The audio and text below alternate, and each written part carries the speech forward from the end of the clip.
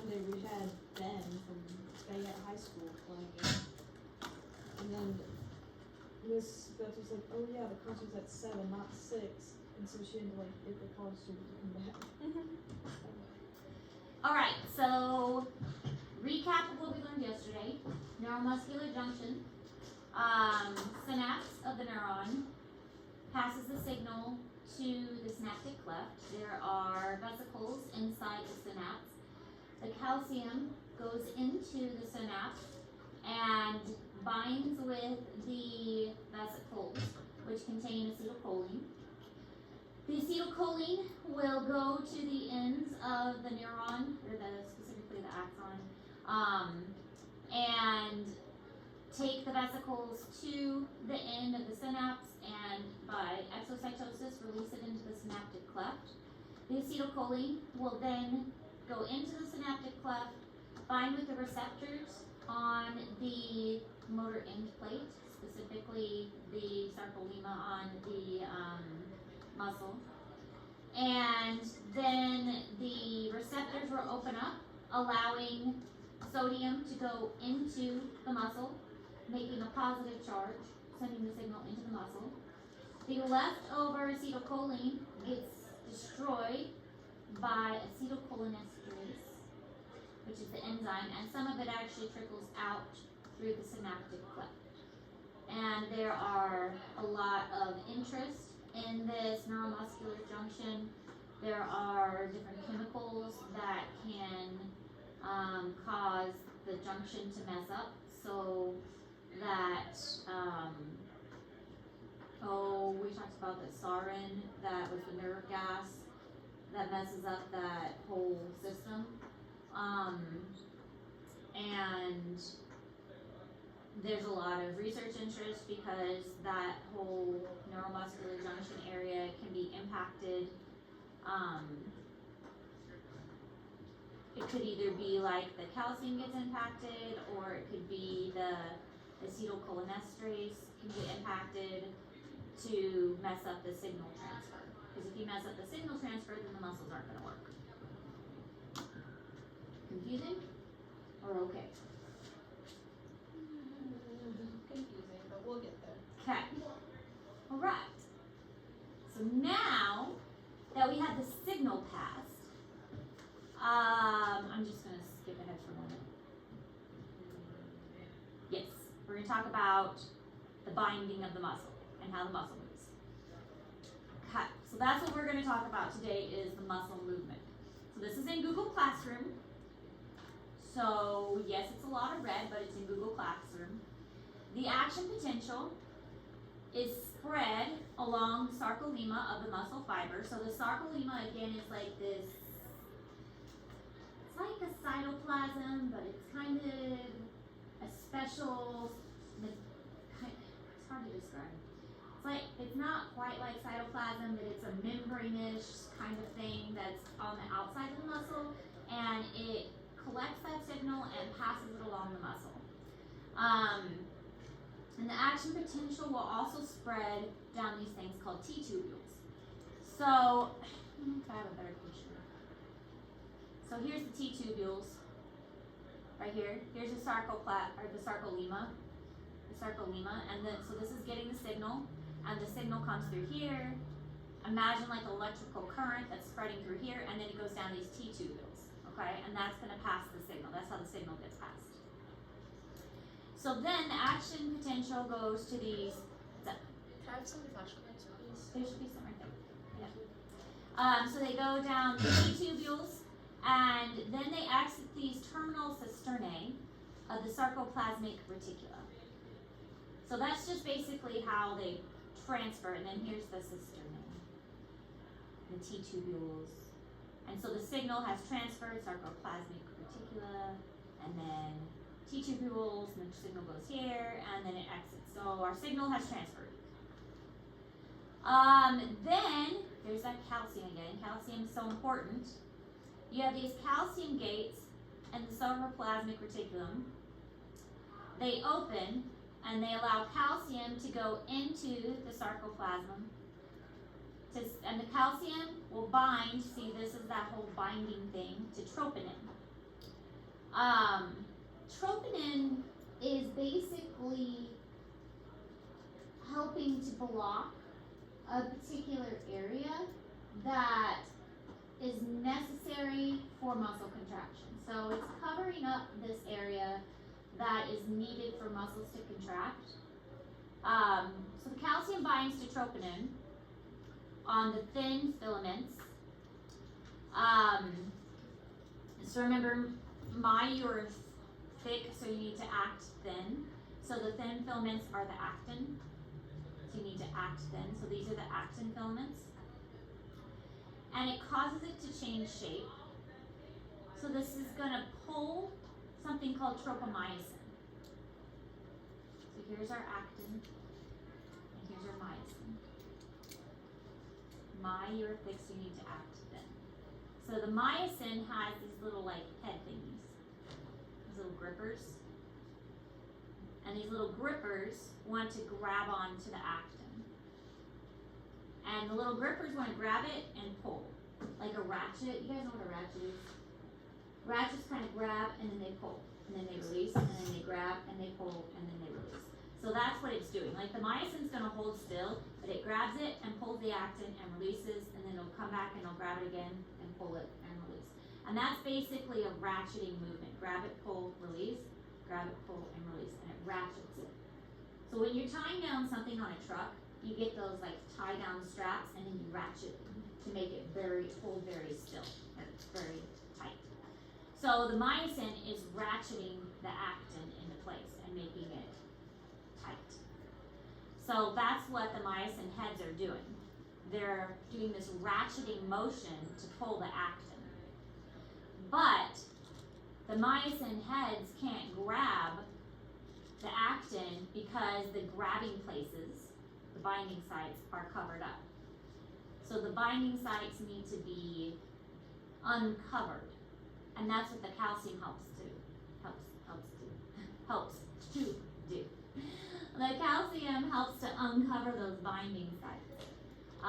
So it pulls the tropomyosin away from the active sites so that the active sites are exposed. So calcium binds to troponin, pulls the tropomyosin away from those binding sites so that the myosin heads can bind and pull the actin. Exposure of the active sites allow the sliding of the filaments. So this is kind of like a step-by-step process of the entire thing. It's going to make more sense as we break it down. Okay. Also in Google Classroom. Okay? It looks like a lot, but I took pity on you because it is a lot, and I put it in Google Classroom. So this is called the excitation contraction coupling process. The action potential spreads along the sarcolemma and down the T-tubule, so this is recapping the thing again. And this is called depolarization.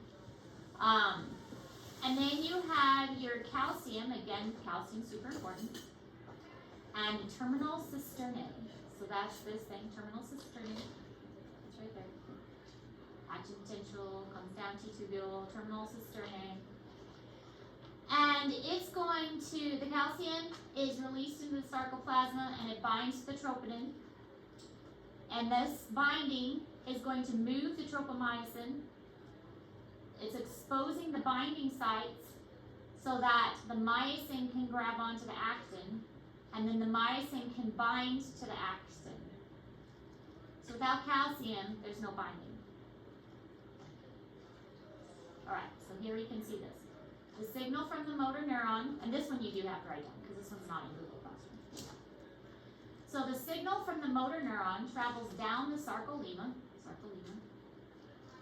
and down the T-tubules. Here's your T-tubules.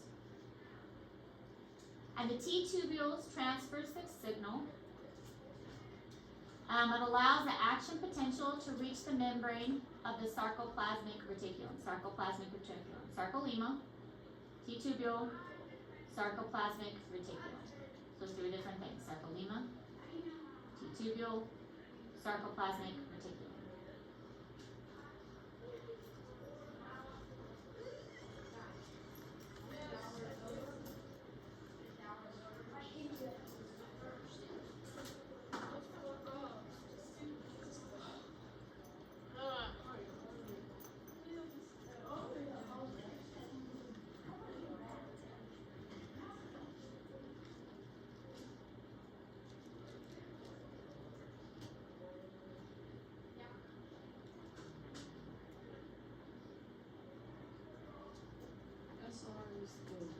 Sarcoplasmic reticulum.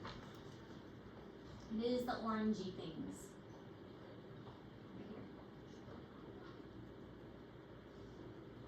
Sarcolemma, T-tubules, sarcoplasmic reticulum. You think of like endoplasmic reticulum and how it had all these like little folds. That'll kind of help you remember the sarcoplasmic reticulum.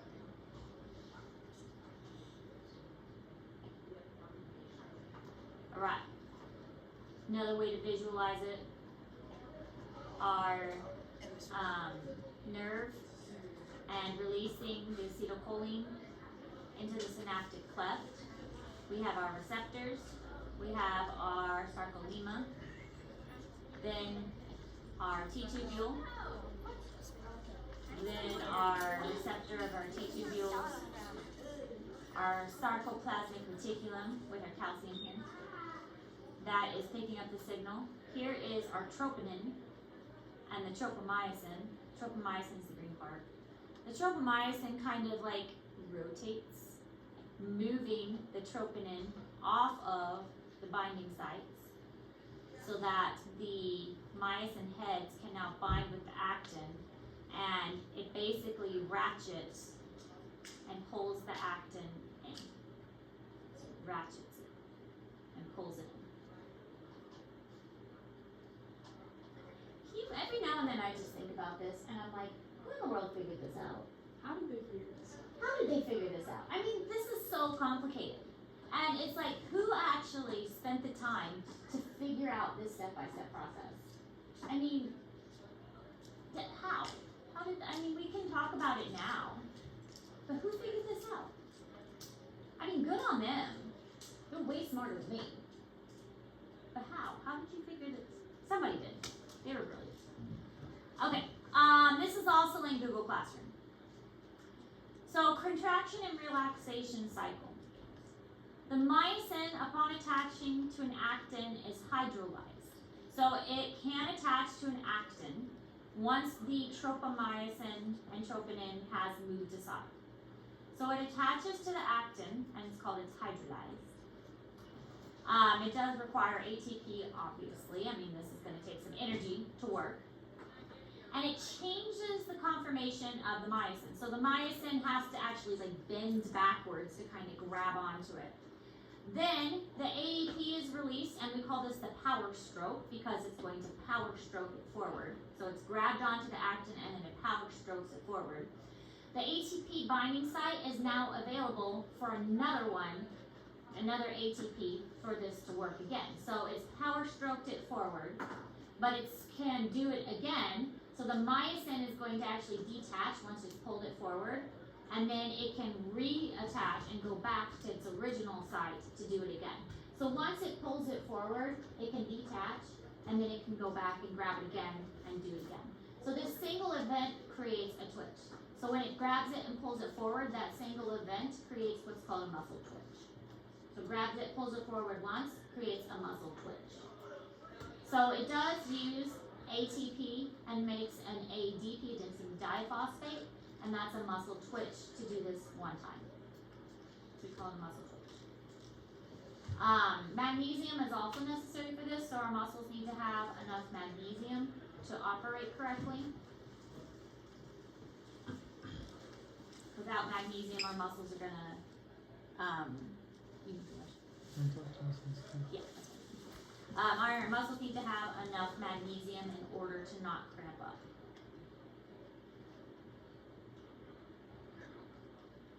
Power stroke. I like that. Powerful. Such a dainty sneeze again. You just like trained yourself to sneeze quietly. So I sneeze really loud in my throat. It's so dainty. Alright, so this you do need to write down. This all is important. And then I have like a little animation here showing the process with the little ATP and ADP.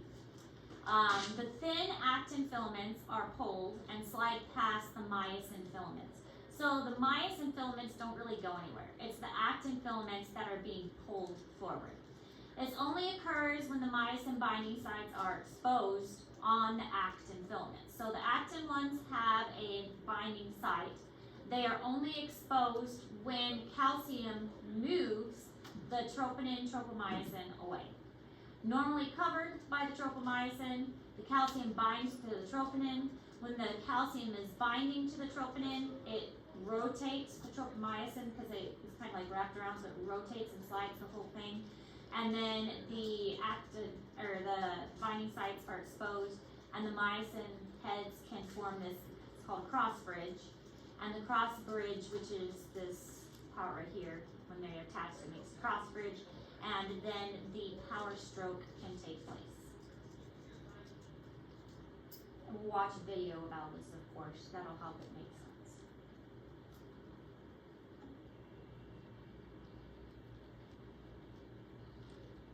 This is called the sliding filament model, because the filaments are sliding past each other. I mean, technically it's the actin that's sliding past the myosin, because the myosin isn't really moving, but it's the sliding filament model.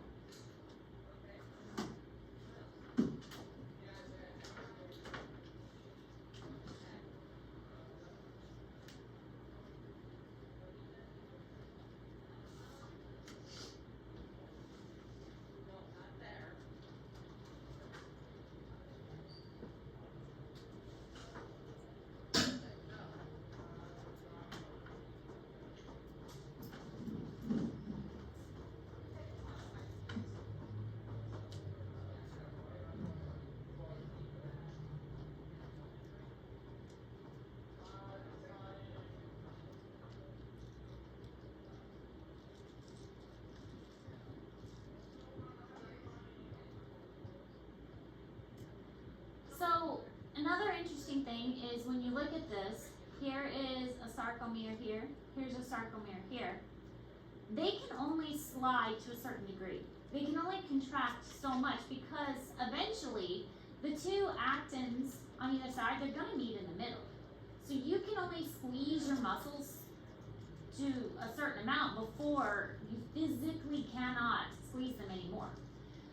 Because eventually these actins are going to meet in the middle and they're going to compress, and the two myosins are going to meet at the Z discs. So they cannot squeeze past a certain point.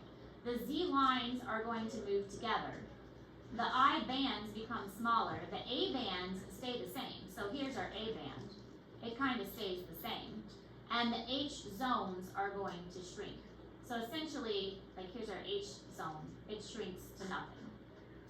But the contraction is only as much as that H zone can do.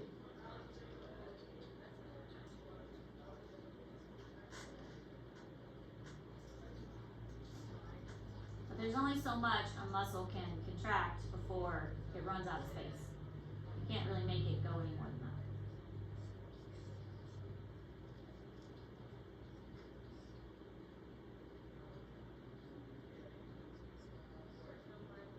So the myosin head is tightly bound to the actin in a resting state. So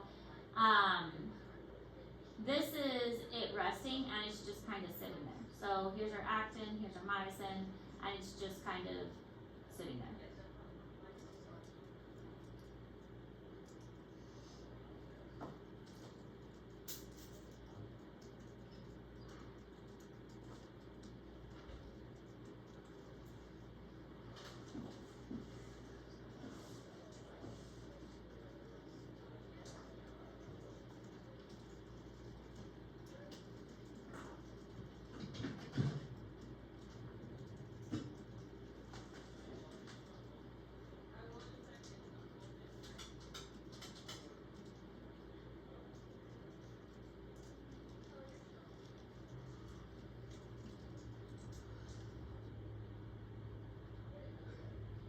The myosin changes conformation and releases the actin. So now it has kind of changed and the angle has decreased because the ATP is assisting with this. It's been released. The ATP binds to the myosin, so here it's binding to it and it's released it.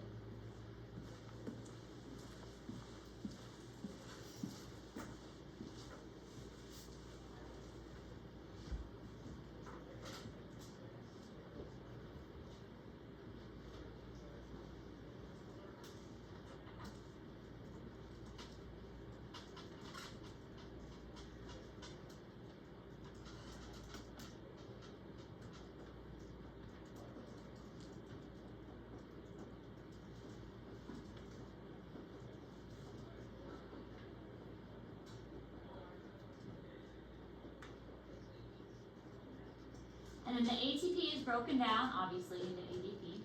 And both of those remain bound to the myosin. So splits apart, now we've got some energy, they stay stuck to the myosin. Hydrolysis.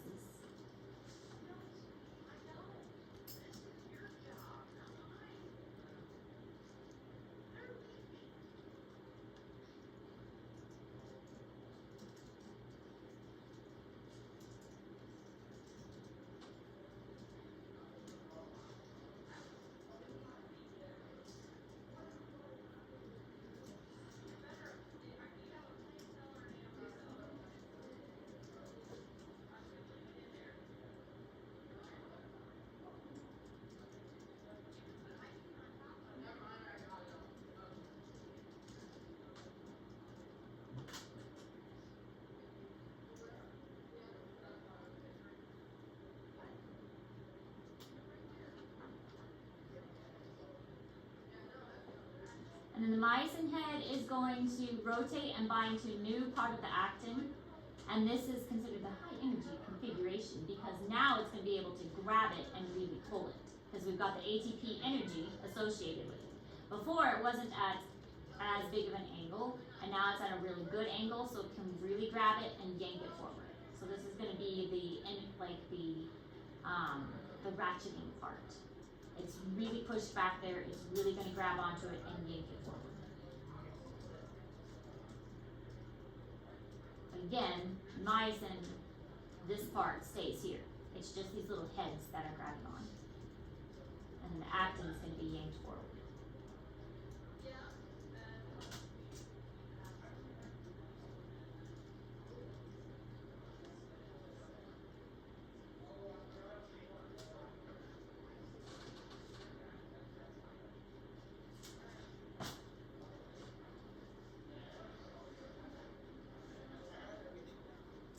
And then releasing the phosphate, here's our phosphate, that gets released. And the myosin head from this releases it from its high energy. It's like it's kind of cocked back and waiting to be released. So when that phosphate gets off, it like releases that energy and says, okay, you can go now, you can pull now.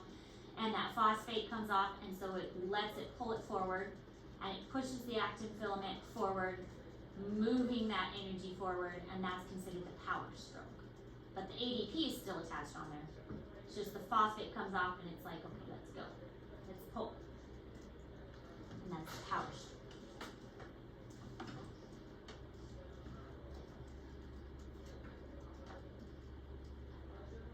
It's kind of interesting that it's called the power stroke. I mean, look at this little bitty thing it's attached to. But let's pull a whole muscle by this little bitty thing. But also, it's a lot of them working together too. It's not like it's just this one. It's a lot of them grabbing and working together.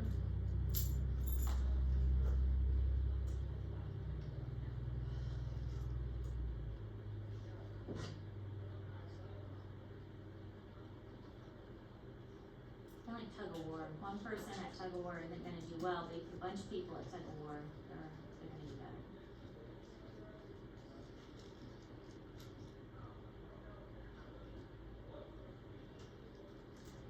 And then the cycle can repeat when the ADP comes off. So the ADP comes off and it's ready to start again. And so it can start the whole process again. However, this only works so long as you've got a lot of ATP available. Which is why cellular respiration is important.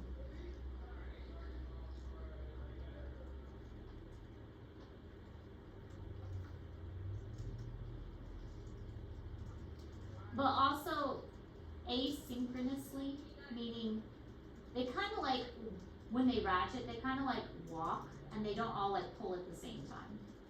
So if we're using like a tug of war analogy, it's not like everybody's yanking the rope at the same time. It's like one person's pulling and the other person's pulling. It's kind of like a hand over hand effect instead of everybody yanking at the same time.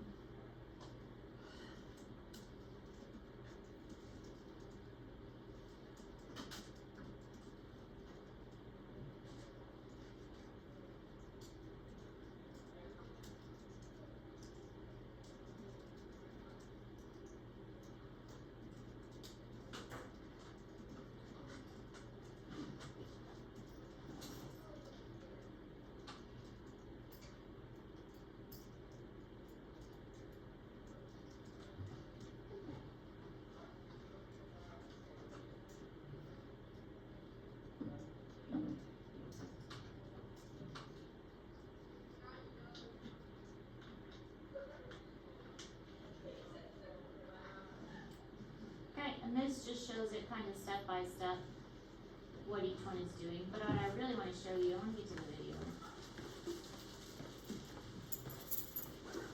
And this is in Google Classroom, so you don't have to write this one down. If there's no longer action potentials, then there's no more acetylcholine will be released. So if we're not sending a signal anymore, then there's not going to be any more acetylcholine. The acetylcholine esterase will remove the acetylcholine, so no more in the synaptic cleft. And the calcium gates will be closed, so no more signal being transferred. And that means the tropomyosins will kind of rotate back over and cover up those binding sites. And then the myosins will not be able to bind anymore, and so the whole system kind of shuts down. So again, it all comes back to kind of that calcium. No more signal, no more acetylcholine, no more signal being sent through the sarcolemma and then the T-tubules and then the sarcoplasmic reticulum. None of that is going to receive a signal, and that means there's not going to be any calcium. The calcium is going to be removed, and that means the tropomyosins are not going to have any calcium bonded to them, and then the tropomyosins are going to rotate back over and cover them up, and the myosin heads are not going to fit anymore. So then the muscle relaxes.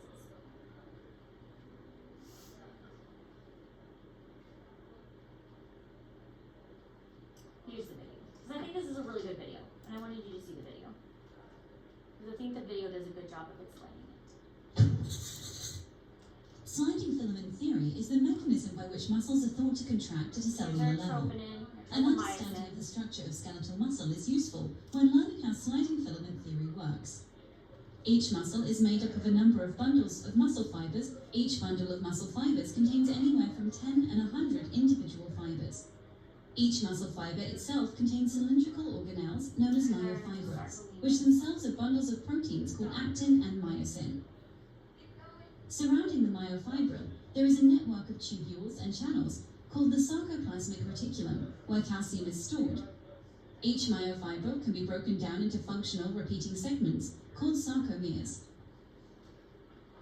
If we look at a two-dimensional model of a sarcomere, it consists of actin and myosin. When a nerve impulse arrives at the muscle, it causes a release of a chemical called acetylcholine.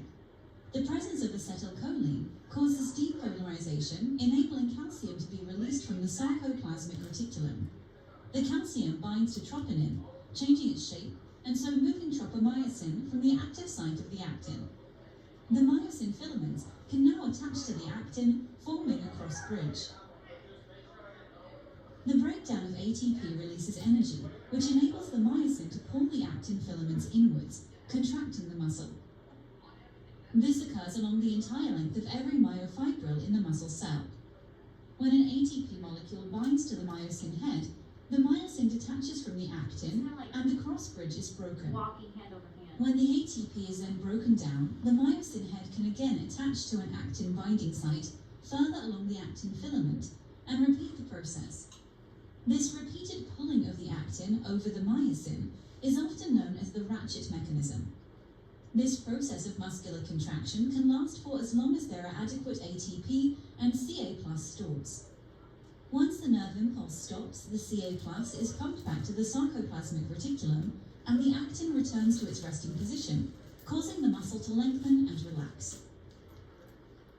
So the sarcoplasmic reticulum stores a lot of that calcium, and the calcium is necessary. So here's our tropomyosin, here's our troponin, and the calcium is going to bind to the troponin, and it kind of rotates that whole complex so that our actin is able to bind to our myosin heads. And here's our myosin filament that forms the cross bridge. And these things kind of like walk their way and pull the actin the way it's supposed to go.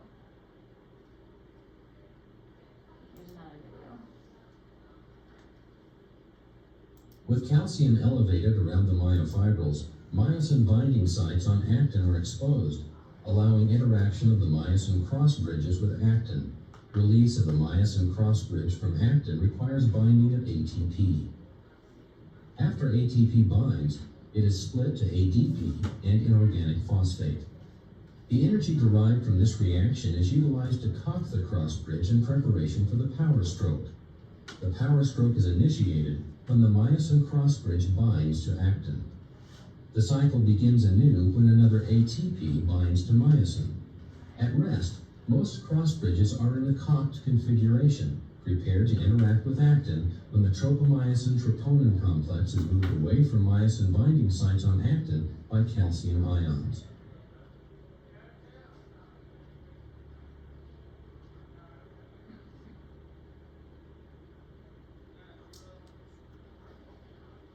What's going on, everybody? This is Medicosis. Alright. Now it's a little bit different depending on if it's skeletal or cardiac. With skeletal, the trigger for the sarcoplasmic reticulum to release appears to be the voltage activated calcium release, which is VACR, which is really fun. And then the T-tubule membrane has a voltage sensor that helps to determine if the calcium is released or not. The calcium release is proportional to the membrane voltage, so if there's a very strong sensation, then it'll release a lot of calcium, or if it's a short signal, it'll release just a little bit of calcium. You can tell your muscles to increase their contraction or decrease their contraction depending on the amount of signal you send your body. And so that will also determine how much calcium you tell your body to release, and also determine how much of a contraction you tell your muscles. Cardiac is a little bit different. The trigger for the sarcoplasmic reticulum to release appears also to be calcium. The T-tubule membrane has a calcium channel, and there's a little bit of a change there. There's this thing called a Ryanandin receptor, and the Ryanandin receptor has a calcium gated channel with it. So you don't need to know all of the differences between them, but the ones that I have highlighted are the main things. The T-tubule membrane has a voltage sensor in the skeletal, and the T-tubule membrane has a calcium channel sensor in the cardiac. So there's just some fine-tuning differences. Calcium's a little more important for signaling in the heart, in the cardiac muscles.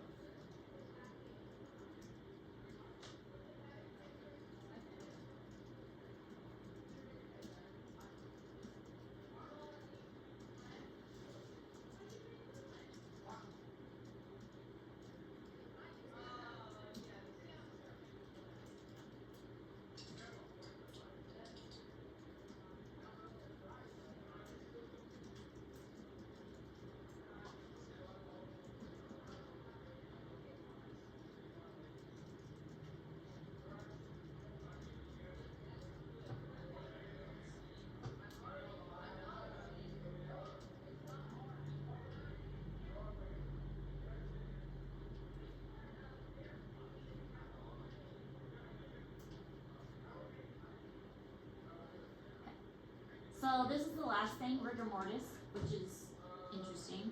Rigor mortis is when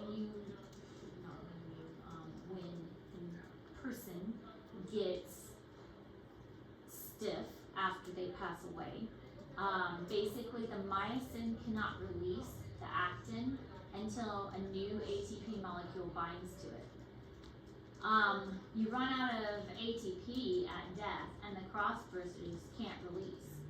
So the cross bridges can only release when ATP is provided. And so basically, the muscles stay contracted because the only way they can release is if new ATP is provided.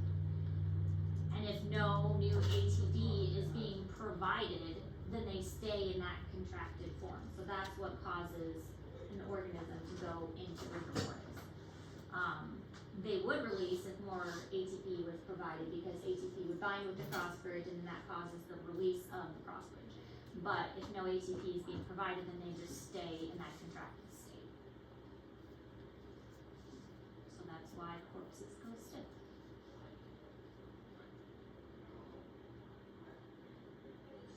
And now you know. Alright. So contraction is an active process, relaxation, and the return of resting length is entirely passive. Contraction requires energy, relaxing is passive.